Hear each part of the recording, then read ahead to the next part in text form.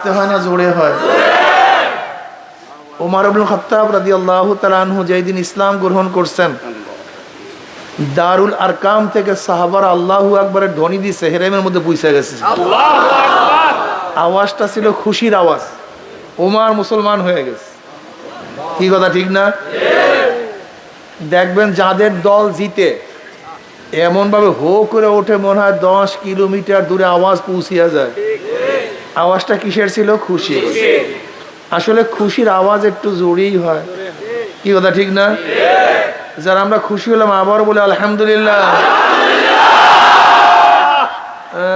এই আপনার আওয়াজ যত দূরে যাবে, এর মধ্যে কাঁচা পাকা যত গাছ তরুলতা আপনার আওয়াজ শুনছে, জিকিরের আওয়াজ শুনছে, কিয়ামতের ময়দানে জাকিরের পক্ষে সাক্ষী দিয়ে দেবে, আল্লাহ তোমার বান্দা জিকির করছে। আমি নিজে সাক্ষী, আমি নিজে সাক্ষী। এরকম এই গাছ, এই যে বাঁশ যেগুলি আছে, গাছ যেগুলি আছে কাঁচা পাকা সব জাকিরের পক্ষে কি দিবে? সাক্ষী দিবে। মুজাহিদের পক্ষে তলোয়ার সাক্ষী দিবে, ঢাল সাক্ষী দিবে, ঘোড়া সাক্ষী দিবে, জমিন সাক্ষী দিবে, আল্লাহ তোমার এই বান্দা তার কপাল ঠেকায় তোমাকে সেজদা করছে, মাওলানা তোমার বান্দা এখানে ইবাদত করছে, এরকম সাক্ষী দিবে। কথা ঠিক না? এই জিকির আওয়াজ যত দূর যাবে, যত জিনিস এই জিকির আওয়াজ শুনছে সব জাকিরের পক্ষে সাক্ষী দিয়ে দেবে। এই যে একবার সুবহানাল্লাহ পড়ছেন, পড়ার সাথে সাথে আমল নামায় 1000 নেকি লেখা হয়ে গেছে, 1000 গুনাহ ঝরে গেছে। আর আমি এখানে আসছি তো গুনাহ সাফ করার জন্য। এখানে আসছি কেন? এখানে কি কম্বল নেওয়ার জন্য, রিলিফ নেওয়ার জন্য আসছি নাকি? হ্যাঁ, চাউল নেওয়ার জন্য আসছি নাকি? এখানে আসছি গুনাহ সাফ করাবার জন্য, গুনাহ পরিষ্কার করার জন্য। এখানে এর জন্যই তো আসছি। বুখারীর মধ্যে রওয়ায়াত আছে, জাকিরিনকে কেন্দ্র করে আল্লাহ পাক বলেন, উশহিদুকুম আন্নী কদ গফারতু লাহুম।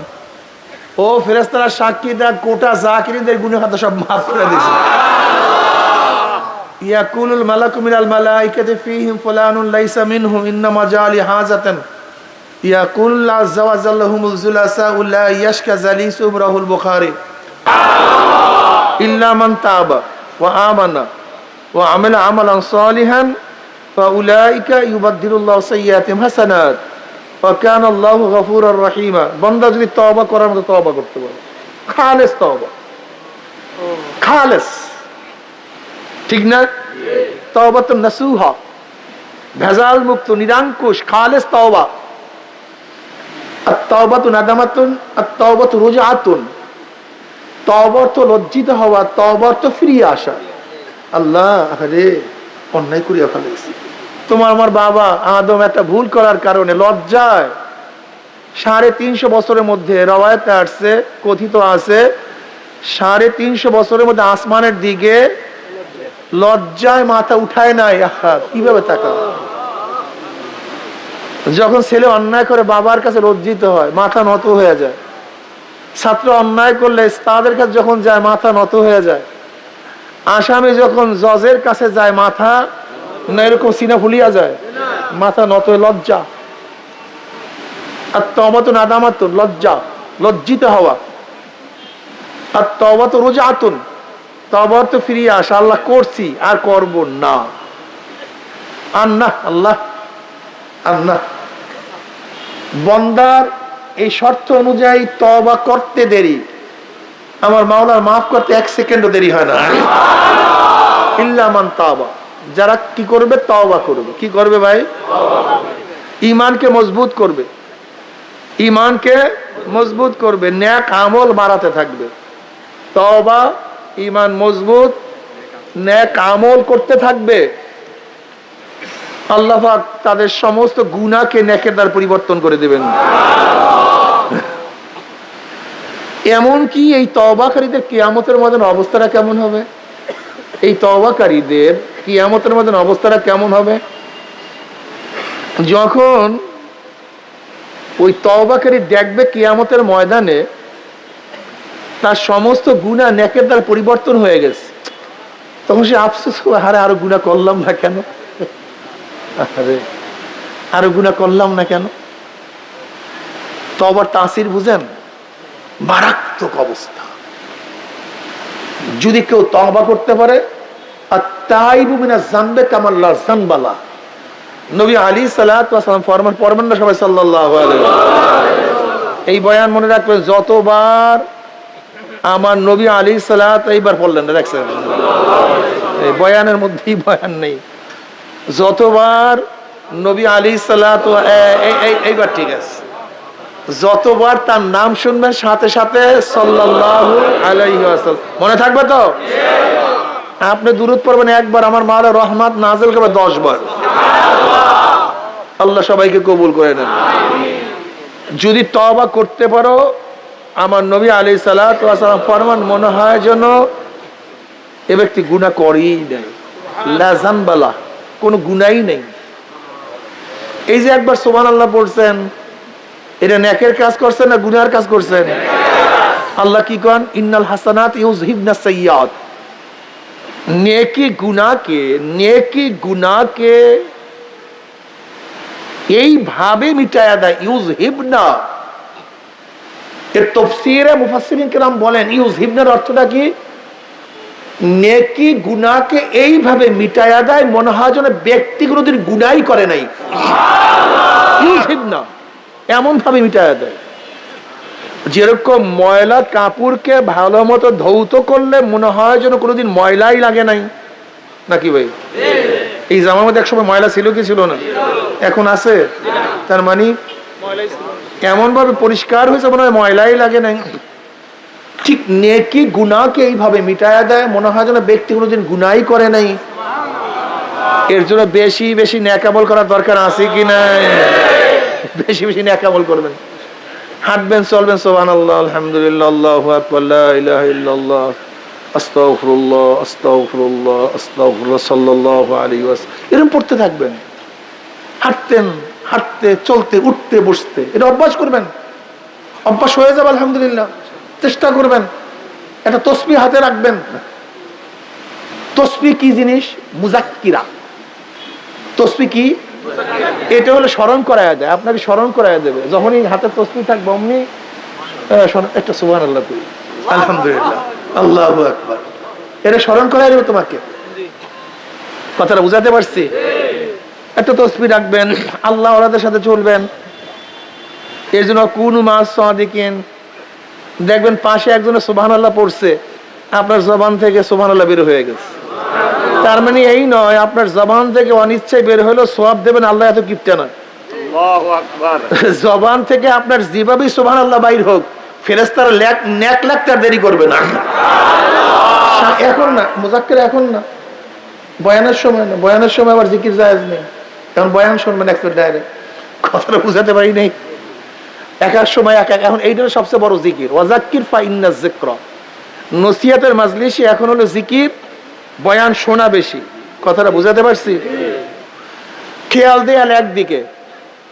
প্রিয় ভাইরা আমার, এই মাজলিস অনেক গুরুত্বপূর্ণ, অনেক দামি, অনেক দামি মাজলিস। সংক্ষিপ্ত কিছু আলোচনা করব, বেশি সময় আলোচনা করব না। আজকে অনেক বয়ান শুনছেন, সেই জুমার পর থেকে এই পর্যন্ত বয়ান চলতেই আছে। সুবহানাল্লাহ, এত বয়ান শুনেও বা কিভাবে? আসলে যারা তাসাউফপন্থী, মারেফাতপন্থী, তাদের বয়ান শোনা কম, তাদের কাজ বেশি। কিন্তু আমরা উল্টা হয়ে গেছে, আমরা বয়ানই বেশি শুনি, কাজ কম করি। বরফির আব্দুল কাদের জিলানী রাহমাতুল্লাহ আলাইহির দরবারে এক বৃদ্ধা মানুষ অনেক দূরের থেকে বয়ান শোনার জন্য আসছে। বয়ান শোনার পরে কিছুক্ষণ শোনার পরে বিদায় হইতেছে। তাকে অনেকে চেনেও না, লোকটা অনেক দূরের হবে, যেহেতু পরিচিত না। কাছের লোক হলে তো কেউ না কেউ চিনতাম, ভাই বাড়ি কোথায় গেলো? অমুক দেশে। হলো তো অনেক দূরে। আসছিলেন কেন? করে বয়ান শোনার জন্য। তা যান কোথায়? গেলো বয়ান শোনা শেষ। আশ্চর্য, আমরা এত বয়ান শুনি, তারপরে বয়ান শুনতে মনে চায়, আর আপনি আসছেন কিছুক্ষণ বয়ান শোনার পরেই চলিয়া যাইতেছেন। বলে ভাই দেখেন, আমি বুড়া মানুষ, বেশি বয়ান মনে রাখতে পারবো না। বেশি বয়ান মনে রাখার মধ্যে জেহেন আমার মধ্যে বাকি নাই। আর হুজুরে যে বয়ান করছে, একটা বয়ান তো আমি হৃদয়ঙ্গম করিয়া ফেলাইছি, মনে স্থির করছে সেটা আমল করব, এর বাহিরে বয়ান শোনার আমার দরকার নেই। বলে এমন কি বয়ান শুনলেন? বলে হুজুর বয়ান করতে করতে বলছেন, বাবারে নেকের কাজ ছাড়বা না, গুনার কাজ করবা না। কি জানি বললাম এইমাত্র? হ্যাঁ, কি জানি আর লাগে বয়ান। এই যত বয়ান করতিস, যত নসিহাত করতিস, উদ্দেশ্য তো একই। এই ঘুরাইয়া ফিরাইয়া, এই দলিল ওই দলিল, এই ব্যাখ্যা ওই ব্যাখ্যা, উদ্দেশ্য তো একটাই, নেকের কাজ ছাড়বো না, গুনার কাজ। কিন্তু আমি বললাম আমিও তো করতে পারি না। এর জন্যই বারবার ওয়াযাক্কির ফাইন্না যিকরা তানফাউল মুমিনিন, বারবার নসিহত শুনতে হয়, বারবার নসিহত শুনতে হয়। যেমন ব্যাটারির চার্জ কিছুক্ষণ পরে আবার দুর্বল হয়ে যায়, আবারও চার্জ করতে হয়, ঠিক তদ্রুপ ওয়াজ নসিহত গুলি ব্যাটারির চার্জের মতো, ইমানের চার্জের মতো। ইমানকে চার্জ দেওয়া হয়। দেখবেন বয়ান শুনলে, নসিহত শুনলে আবারও একটু আমলের প্রতি আগ্রহশীল হয়। কথা ঠিক না? নবী আলাইহিস সালাতু ওয়াস সালাম দুনিয়াতে আসছেন কেন? নবীগণ দুনিয়াতে আসছেন কেন? এইটা আমাদের সবার মাথার মধ্যে স্থির করতে হবে। নবীদের আসার উদ্দেশ্যটা কি? নবীগণ দুনিয়াতে প্লেন আবিষ্কার করার জন্য আসেন নাই, ট্রেন বানাবার জন্য আসেন নাই, কম্পিউটার আবিষ্কার করার জন্য নবীগণ দুনিয়াতে আসেন নাই। নবীগণ দুনিয়াতে আসছেন কেন? মানুষ রূপী অমানুষদেরকে মানুষ বানাবার জন্য। বলেন তো কি বলছিলাম? আবারও, মানুষ রূপী অমানুষদেরকে মানুষ বানাবার জন্য নবীগণ দুনিয়াতে আসছেন। বড় বড় বিল্ডিং বানাবার জন্য আসেন নাই, বড় বড় ইমারত বানার জন্য আসেন নাই, BMW গাড়ি আবিষ্কার করার জন্য আসেন নাই। নবী রাসূলগণ দুনিয়াতে আসছেন মানুষ রূপী অমানুষদেরকে মানুষ বানাবার জন্য। ওমর ইবনে খাত্তাব রাদিয়াল্লাহু তাআলা আনহু, ওমর ইবনে খাত্তাব রাদিয়াল্লাহু তাআলা আনহু ইসলাম গ্রহণ করার আগে তার অবস্থান কি ছিল আমরা সবাই জানি। আপনারা জানেন দুই ব্যক্তি সবচেয়ে হতভাগা, সবচেয়ে নিকৃষ্ট। কয় ব্যক্তি? এর মধ্যে এক ব্যক্তি যে নবীদেরকে হত্যা করে, যেই ব্যক্তি নবীদেরকে হত্যা করে এসে খারাপ নিকৃষ্ট দুনিয়াতে আর কেউ নাই। আর ওই ব্যক্তি সবচেয়ে বড় হতভাগা যেই ব্যক্তি নবীদের মাধ্যমে হত্যা হয়। নবী যাদেরকে হত্যা করেন সেই ব্যক্তিও কমবখ্ত, সবচেয়ে নিকৃষ্ট। আর নবীদেরকে যারা হত্যা করে তারা সবচেয়ে নিকৃষ্ট, এর চেয়ে নিকৃষ্ট কেউ নাই।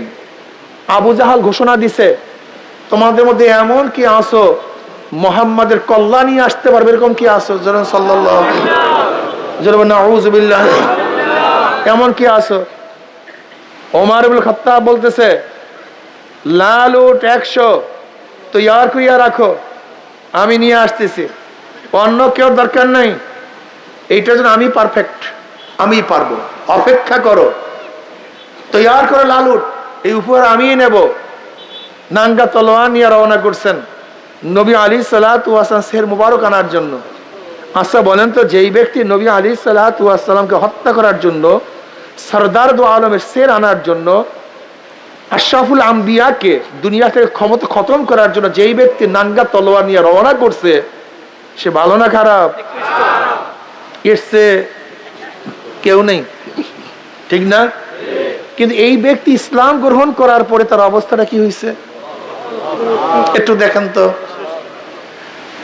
সবচেয়ে দামি নবীগণ, নবীগণের চেয়ে দামি কেউ নেই। নবী আলাইহিস সালাতু কি বললেন? বুখারীর মধ্যে রওয়ায়াত আছে, আমার পরে কেউ নবী হইল ওমর নবী হয়ে যেত। যেই ব্যক্তি ছিল সবচেয়ে নিকৃষ্ট, অথচ নবী আলাইহিস সালাতু ওয়াস সালাম ফরমান, আমার পরে কেউ নবী হইলে কে নবী হয়ে যেত?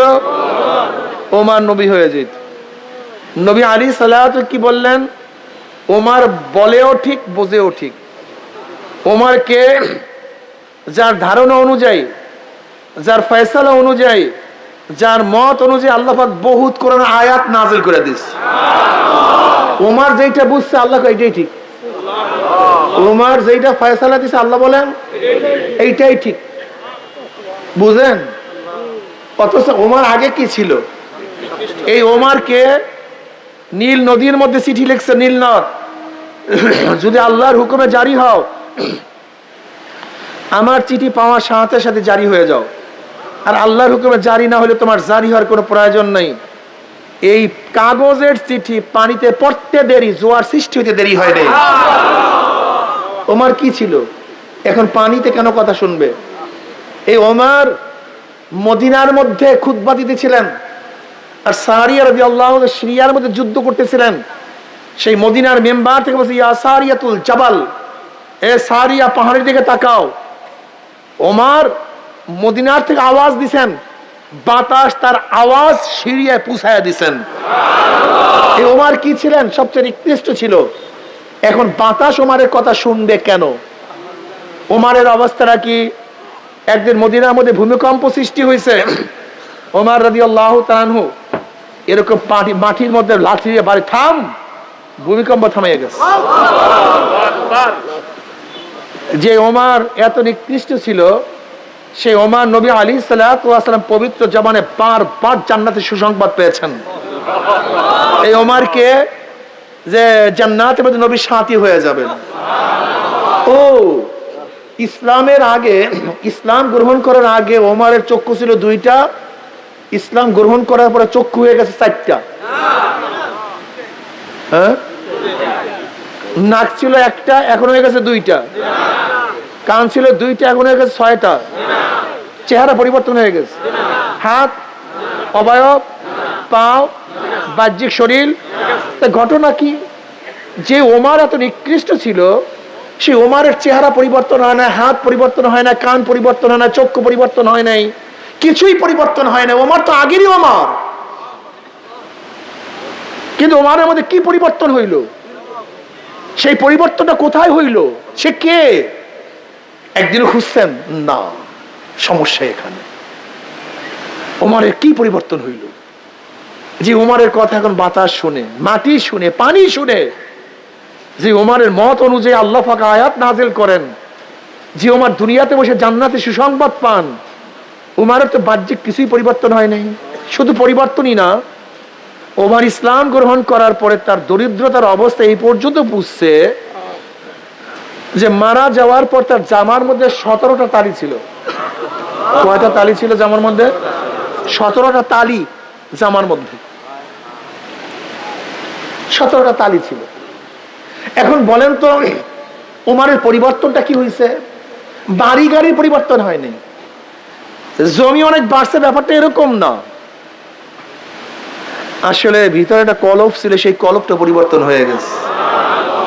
অথচ এখানে যারা আমরা আছি, শুধু এই বাহ্যিক চেহারার মধ্যে সাবান, সোনো, পাউডার, হাত অপারেশন করি ভাঙলে, পা অপারেশন করি, শরীরের কত চিকিৎসা করি, কিন্তু যেই কলবের কারণে এই ওমর দামি হয়ে গেছে, সেই কলবের চিন্তা কেউ না।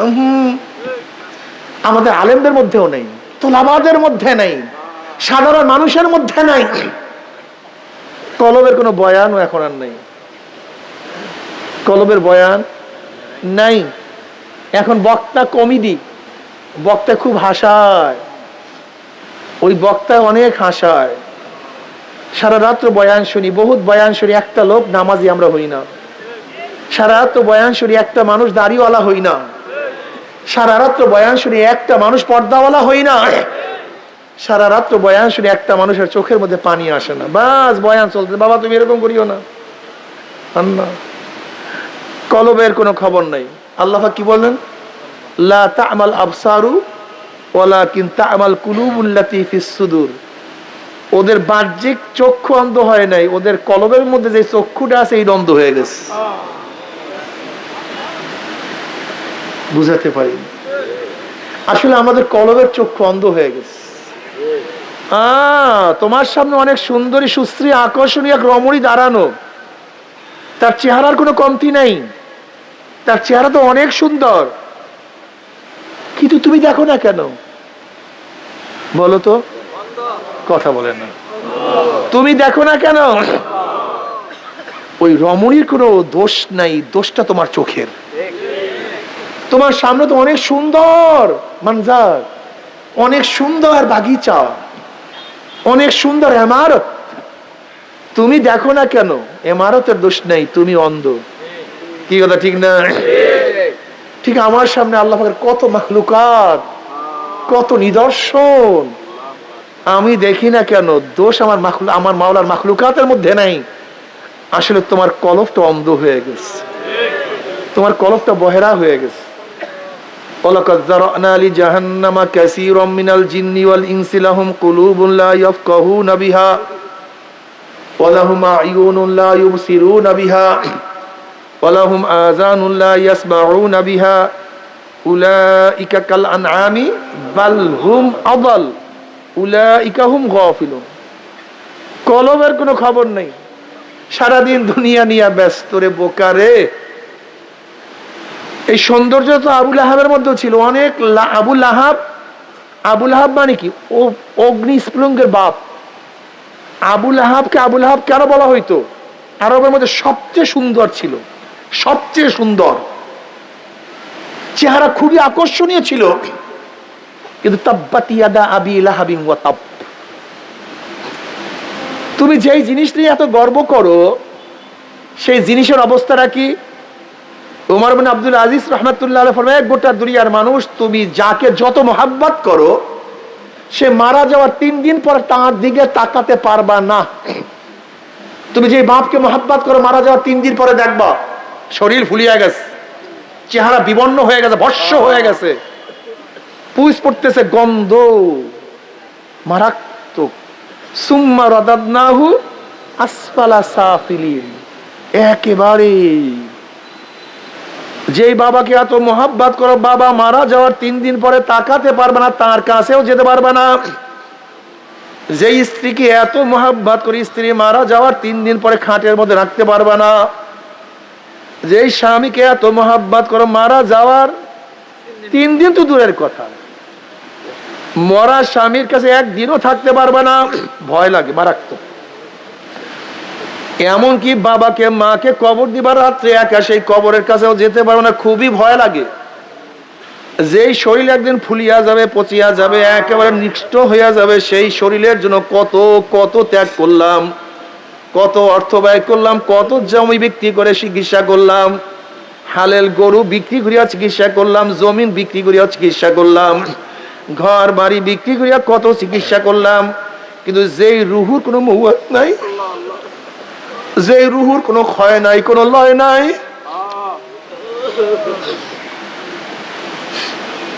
যে রুহুর কোনো ক্ষয় নাই, কোনো লয় নাই, সেই রুহুর কোনো খবর নিলাম না।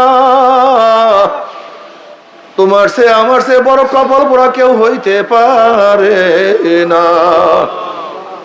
ও আমার বাবারা, কেন খেয়াল করো না? আবু বকর রাদিয়াল্লাহু তাআলার চেহারার পরিবর্তন হয় নাই, কলবটা পরিবর্তন হয়ে গেছে।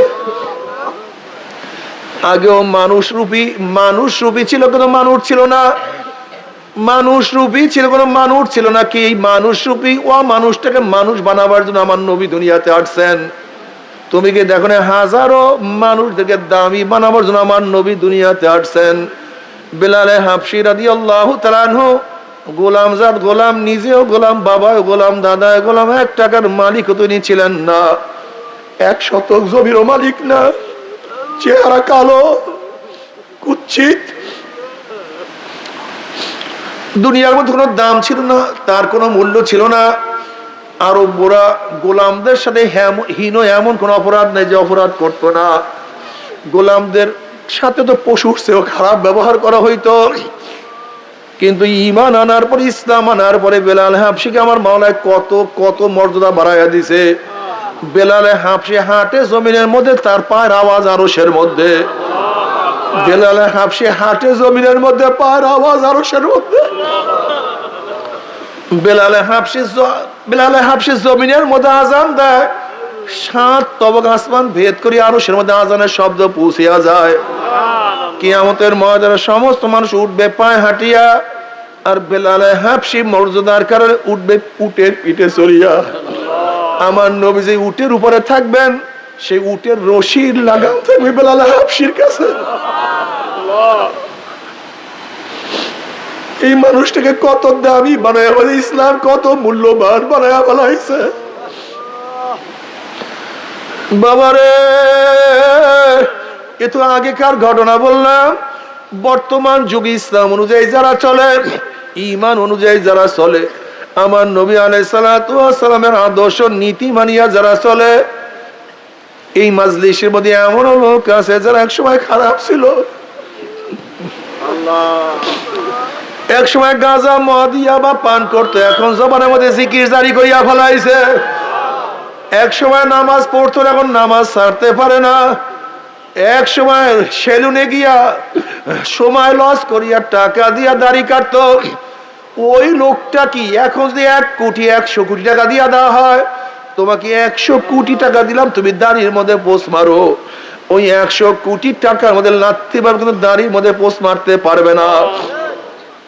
যে ব্যক্তি আগে সময় নষ্ট করিয়া দাড়ি কাটতো, আর এখন তাকে টাকা দিল দাড়ি কাটে না, কারণটাকে পরিবর্তনটা কোন জায়গায় হয়েছে? আসলে হাতের মধ্যে, চোখের মধ্যে, চেহারার মধ্যে পরিবর্তন হয় নাই।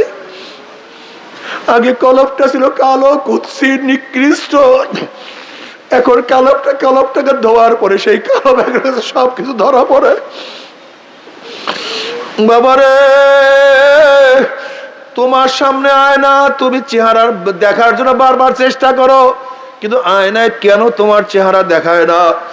আসলে দোষ তো আয়নার না, তোমারও না। ওই আয়নার উপরে ময়লা পড়িয়া গেছে, ধুলা পড়িয়া গেছে। তুমি আয়নাকে পরিষ্কার করে দেখবা, আবার আয়না তোমার চেহারা দেখায় দিবে। ঠিক বাবারে, তোমার আমার কলমের মধ্যে ময়লা পড়িয়া গেছে, কলমটা নষ্ট হয়ে গেছে। এর জন্য কিছু দেখি না। আবার কলমটাকে পরিষ্কার করো, কলমটাকে সাফ করো, দেখবো আমার মাওলার কুদরত কত সুন্দর দেখতে পারবা। আকাশের দিকে তাকাইলে আমার মাওলাকে দেখতে পারবা, সূর্যের দিকে তাকাইলে আমার মাওলাকে দেখতে পারবা, পানির দিকে তাকাইলে আমার মাওলার কুদরত দেখতে পারবা। हर गोल में तू है, रंग में तू है, बो में तू, जिधर देखता हो मैं तू ही तू है, तू ही तू है, तू ही तू। মাওলা, আমি তো ফুল দেখি না, আমি দেখি এই ফুলটাকে কিভাবে তুমি বানাইছো। আমি তো ফুলের রং দেখি না, আমি দেখছি এই ফুলের মধ্যে রং কিভাবে লাগাইছো। আমি তো ফুলের ঘেরান শুনি না, আমি দেখি এই ফুলের মধ্যে কিভাবে ঘেরান ঢুকাইছো। তুমি সবচেয়ে আহসানুল খালিকিন, তুমি সবচেয়ে উত্তম স্রষ্টা, তুমি মালিক, তুমি রব, তুমি তুমি তুমি जिधर देखता हो मैं तू ही तू है, तू ही तू है, तू ही तू। আমি সব জায়গায় শুধু তোমাকেই দেখি। আমার মাওলা ডাক দিয়ে বলো, অফি আনফুসিকুম আফালা তুবসিরুন। এ বান্দা, আমাকে খোঁজার জন্য তুই কোথায় যাও? আমাকে খোঁজার জন্য চাঁদে যাওয়ার দরকার নাই, মঙ্গল গ্রহে যাওয়ার কোনো দরকার নাই, আমাকে খোঁজার জন্য সাগরের নিচে যাওয়ার কোনো প্রয়োজন নাই, আমাকে খোঁজার জন্য সৌদি আরব যাওয়ার দরকার নাই, আমেরিকা ইংল্যান্ড যাওয়ার দরকার নাই। আমি তো তোর মধ্যেই আছি, তুই কেন দেখো না? অফি আনফুসিকুম আফালা তুবসিরুন, আমি তো তোর মধ্যেই আছি। বাবারে, তোমার কাশি, তোমার বন্ধু দাঁড়ানো, কেন তুমি দেখো না? তোমার বন্ধুর তো দোষ না, তুমি অন্ধ। আমার মাওলা তো আমার মধ্যেই, আমি কেন দেখি না? আমার কলম বন্ধ হয়ে গেছে, এর জন্য আমি মাওলাকে দেখি না। আমার মাওলা বলো, ফাইনামা তুআল্লু ফাসাম্মা ওয়াজহুল্লাহ, তোর চেহারা যেই দিকে ঘোরা সেই দিকে আমি।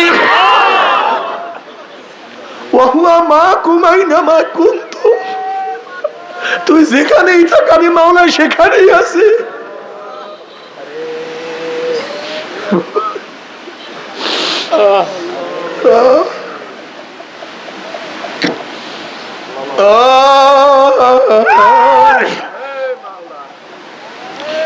ও আমার যুবক, বড় মাওলাকে নিয়ে থাকো, মাওলাকে নিয়ে চলো। কি যে মজা, কি যে মজা। মাওলার আশেক ছাড়া কেউ তো বুঝবে না, বুঝাতেও পারবে না। ও আমার যুবক, বাবার কেন মাওলার পাগল হবে না? ঈসা আলাইহিস সালাতু ওয়াস সালাম একদিন এক জায়গা থেকে, এক বস্তির নিকট থেকে রওনা করলেন। এক যুবক নবী ঈসাকে দেখিয়ে চিনিয়া ফলাইছে, এই জমানার নবী ঈসা। যুবক বলতে ছাড়ল, ঈসা আপনি আল্লাহর কাছে দোয়া করেন মাওলা যেন তার মুহাব্বতের অনু পরিমাণ মুহাব্বত আমাকে দান করে। ঈসা আলাইহিস সালাতু ওয়াস সালাম বললেন, তুমি মাওলা পাকের এক অনু পরিমাণ মুহাব্বত সহ্য করতে পারবে না। যুবক বলতে আসলে মাওলার কাছে দোয়া করেন মাওলা যেন অর্ধ অনু পরিমাণ মুহাব্বত দান করে। আল্লাহ তুমি দান করো, আমিন। আল্লাহ তোমার মুহাব্বত দান করো, তোমার ভালোবাসা দান করো, আমিন। তোমার ইশক মুহাব্বত দান করো। اللهم اجعل حبك احب الي من نفسي واهلي ومن الماء البارد। নবী ঈসা আপনি আল্লাহর কাছে দোয়া করেন আল্লাহ যেন তার অর্ধ অনুপরিমাণ মুহাব্বত আমাকে দান করে। নবী ঈসা আলাইহিস সালাতু ওয়াস সালাম আল্লাহর কাছে দোয়া করেন মাওলা হে এই যুবককে তোমার মুহাব্বতের অর্ধ অনুপরিমাণ মুহাব্বত দান করো। এই দোয়া করিয়া ঈসা আলাইহিস সালাতু ওয়াস সালাম সেখান থেকে চলিয়া গেলেন। অনেকদিন পরে সেই বস্তির নিকটে আসার পরে বস্তির লোকদের কাছে জিজ্ঞাসা করে এই যেই যুবকটার জন্য দোয়া করলাম সেই যুবকটা কোথায়? এলাকার মানুষ বলতে সেই যুবক তো অনেক আগেই ঘর ছাড়িয়া চলিয়া গেছে, সে তখন আর ঘরে থাকে না, সে তো আর গ্রামে থাকে না, সে কোথায় গেছে আমরা কেউ জানি না। ঈসা আলাইহিস সালাতু ওয়াস সালাম আল্লাহর কাছে দোয়া করলেন মাওলা হে ওই যুবকের সাথে আমি সাক্ষাৎ করতে চাই, সে কোথায় আছে? আল্লাহ পাক বলেন যাও অমুক পাহাড়ের মধ্যে সেই যুবক আছে তার সাথে সাক্ষাৎ করো। ঈসা আলাইহিস সালাতু ওয়াস সেই পাহাড়ে গিয়া দেখেন যুবক এক পাহাড়ের উপরে পাথরের উপরে দাঁড়াইয়া আকাশের দিকে তাকাইয়া কার সাথে যেন কথা বলতে আছে, মনে হয় কার সাথে বীর বীর বীর বীর করে কথা বলতে আছে। প্রেমিক প্রমাসপদের সাথে কথা, শেখ মাসুকের সাথে কথা, হাবিব মাহবুবের সাথে কথা বলতে আছে। এবার ঈসা আলাইহিস সালাতু ওয়াস সালাম দেন আসসালামু আলাইকুম আমি ঈসা, কিন্তু যুবক সালামের কোনো জবাব দেন না। আবার ঈসা আলাইহিস সালাতু ওয়াস সালাম সালাম দেন আসসালামু আলাইকুম আমি ঈসা, যুবক সালামের কোনো জবাব দেন না। আমারও সালাম দেন আসসালামু আলাইকুম আমি ঈসা, যুবক সালামের কোনো জবাব দেন না। এবার মাওলা ডাক দিয়ে বলে ঈসা রে, যার কলবের মধ্যে আমার মুহাব্বতের অর্ধ অনুপরিমাণ মুহাব্বত ঢুকিয়া গেছে, আমি আমার জাতে পাকের কসম খেয়ে বলতে পারি যার মধ্যে আমার অর্ধ অনুপরিমাণ মুহাব্বত আছে আমার বাহিরে সে অন্য কেউকে চিনতে পারে না। অন্য কারো আওয়াজ তার কানের মধ্যে যায় না,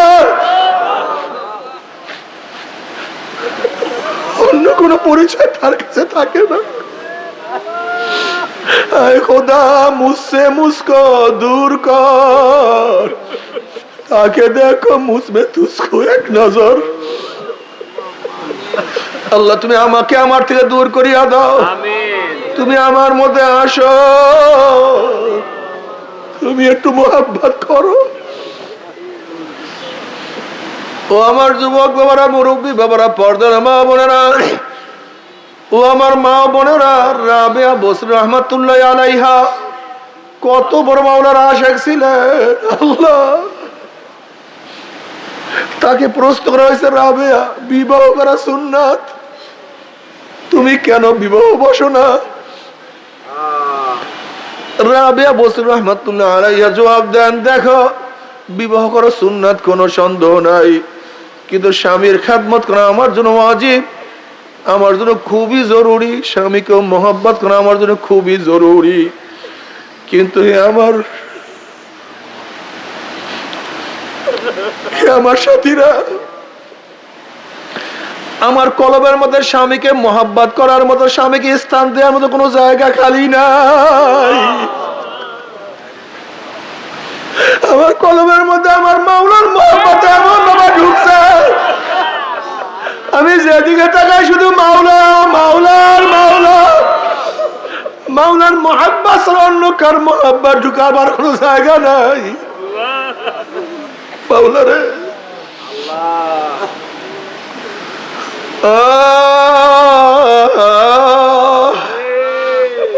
বাবা রে, আশিকদের অবস্থা যেই অবস্থায় থাকে সেই অবস্থায় মজা পায়।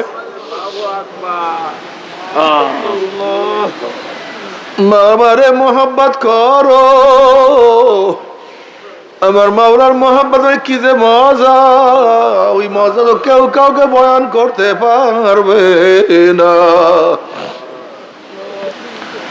কিয়ামতের ময়দানে আশিকদের অবস্থা কি হবে? আশিকারা রোজে মাহশার বা কিয়ামত কারিনিস, আশিকারা রোজে মাহশার বা কিয়ামত কারিনিস, আশিকারা জুস্তামাশা ইজামাল হুয়ারিনিস।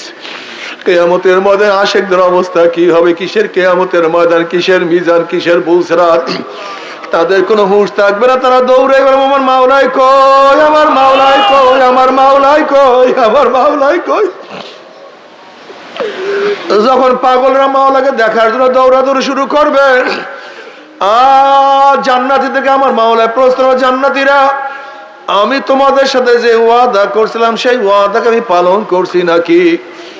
তখন জান্নাতীরা বলল, মাওলা হে, তুমি যে ওয়াদা করছো তার চেয়ে কোটি কোটি গুণ বেশি নেয়ামত আমরা পেয়ে গেছি, কিন্তু একটা ওয়াদা এখনো পালন করো নাই। অমনি আমার মাওলায় ফেরেশতারা আমি ওয়াদা করছিলাম জান্নাতের মধ্যে আমি তাদের সাথে সাক্ষাৎ করব, কিন্তু এখন আমি সাক্ষাৎ করি নাই।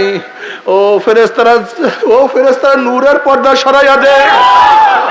যখন 70,000 নূরের পর্দা সরাইয়া দেওয়া হবে, নবী আলাইহিস সালাতু ওয়াস সালাম ফরমান, সাতারাউনা রাব্বাকুম কামা তারাউনাল কমারা লাইলাতাল বদরে, যেরকম পূর্ণিমার চন্দ্র আকাশে উদিত হইলে ভিড়াভিড়ি ধাক্কা ধাক্কি ব্যতীত প্রত্যেকের জায়গার থেকে পূর্ণিমার চন্দ্র দেখিতে পারে, ঠিক আমার মাওলায় যখন নূরের পর্দার মধ্যে থেকে বের হয়ে আসবে, প্রত্যেকটা জান্নাতি আমার মাওলাকে দেখিয়া ফেলাইবে। আমার মাওলাকে দেখার সাথে সাথে আমার মাওলার সামনে সবাই সেজদার মধ্যে পড়িয়া যাবে, মাওলার দিদারে মত্ত হইয়া যাবে। কোন রওয়ায়াতের মধ্যে আছে এক সেজদা 40,000, কোন কোন রওয়ায়াতের মধ্যে আছে এক সেজদা 70,000 বছর কাটিয়া যাবে, কিন্তু জান্নাতীদের হুঁশ থাকবে না। নবী আলাইহিস সালাতু ওয়াস সালাম ফরমান, মান আহাব্বা লিকা আল্লাহ আহাব্বাল্লাহু লিকাহু ওয়া মান কারিহা লিকা আল্লাহ কারিহাল্লাহু লিকাহু। যারা মাওলার সাথে সাক্ষাৎ করাকে পছন্দ করে, আমার মাওলা তাদের সাথে সাক্ষাৎ দেওয়ার জন্য অপেক্ষায় আছে। আমার মাওলা তাদের সাথে সাক্ষাৎ দেওয়ার জন্য অপেক্ষায় আছে। বাবারে, যখন দুলহান শ্বশুর বাড়িতে যায়, শ্বশুর বাড়ি কত আয়োজন, কত গেট, কত সাজানো, কত গুছানো, দস্তারখানে অনেক ডিজাইনের খানা, সবাই খানার দিকে ব্যস্ত, খানা নিয়ে ব্যস্ত, সৌন্দর্যের দিকে ব্যস্ত, কিন্তু দুলহানের কলমের মধ্যে শুধু একটাই খেয়াল, আমাকে কখন খাস কামড়ায় নিয়ে যাইবে, কিসের খানা, কিসের সজ্জা। ওইদিকে দুলহানের কোনো খেয়াল নাই, দুলহানের খেয়াল কখন আমাকে ডাক দিবে। ঠিক আশিকদের অবস্থা এরকম, কিসের ঘর, কিসের বাড়ি, কিসের জান্নাত, কিসের জাহান্নাম, তাদের খেয়াল আমার মাওলা কখন ডাকবে। বান্দা বান্দা, जन्नत दो जोक्सिया रब क्या करो, जन्नत दो जोक्सिया रब क्या करो, आरज़ू है मैं तुझे साथ देखा करो। একটা দেখা দাও, একটা নজর দেখার সুযোগ করিয়া দাও।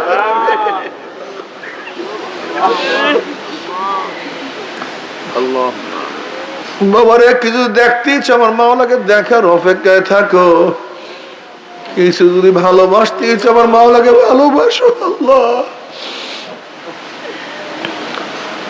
তবে বাবারে সাধনা করো, সাধনা ছাড়া হবে না, সাধনা ছাড়া হবে না, সাধনা ছাড়া আমার মাওলাকে কেউ পায় না, কেউ পাবে না। আল্লাহ তৌফিক দিয়ে দাও। যদি মাওলাকে রাজি খুশি করে মাওলার কবরে যাও, মজার মজা, মজার মজার মজা। আর যদি মাওলাকে রাজি খুশি না করিয়া মাওলার কবরে যাও, আল্লাহ এমন আযাব, ওই আযাব কেউ সহ্য করতে পারবে না। তবে মুমিন মুসলমান বলতে সবাই মনে চায় গুনার থেকে ফিরিয়া নেক আমল করিয়া মাওলার জান্নাতে কিন্তু সবাই যাইতে মনে চায়। গুনাহ নিয়া মাওলার জাহান্নামে কাউরে কিন্তু যাইতে মনে চায় না। কিন্তু কেনই বা নেক আমল করতে পারি না, কেনই বা গুনার কাম ছাড়তে পারি না? এর মূল কারণ হলো আপনার এবং আমার পিছনে নফস এবং শয়তান লাগিয়া রইছে। এই নফস এবং শয়তানকে ফেরার জন্য যে কোনো একজন হক্কানি আল্লাহর ওলির হাতে হাত দিতে হবে রে বাবা। খবরদার, বর্তমান জমানায় পীর মুরিদের ভেজাল, ব্যবসা, দলাদলি, হিংসা, হাসাদে পরিণত হয়ে গেছে। সমস্ত আল্লাহর একমত, যেই পীরের 5 জন মুরিদের মধ্যে কমপক্ষে 3 জনকে দেখবেন আলহামদুলিল্লাহ সুন্নাত মুআফিক আমল আখলাক মজবুত হয়ে যাইতে আছে, গুনার কাম ছাড়তে আছে, নেকের আমল ধরতে আছে, কলম নরম করিয়া চোখে পানি আসতে আছে। বৃক্ষ তোর নাম কি, ফলে পরিচয়? আমি চরমোনায় বুঝি না, চরমোনার দাওয়াত, প্রশংসা, প্রচার প্রসার করার জন্য আসিনি রে বাবা। চরমোনায় যাওয়ার তোমার কোনো দরকার নাই, কোনো দরকার নাই, কোনো দরকার নাই। তুমি যার কাছে গিয়া পারো গুনার কাম ছাড়ো, নেকের আমল ধরো, কলম নরম করিয়া চোখে পানি নিয়া মাওলার কবরে যাইও। যেরকম দুনিয়ার ঘরে আগুন লাগলে পানি ছাড়া নিভানো যায় না, ঠিক তদ্রুপ তোমার এবং আমার গুনার দ্বারা যে জাহান্নামের আগুন জ্বলিয়া রইছে, চোখের পানি ছাড়া কিন্তু জাহান্নামের আগুন নিভানো সম্ভব না। কাজী আমার জন্য দোয়া চাই, আমিও দোয়া করি, সবাই সবার জন্য প্রাণ খুলিয়া দোয়া করো, যেন কিয়ামতের ময়দানে গলাগলি বাঁধিয়া মাওলা একসাথে জান্নাতে যাওয়ার তৌফিক দিয়া দেয়। আল্লাহুম্মা আমিন।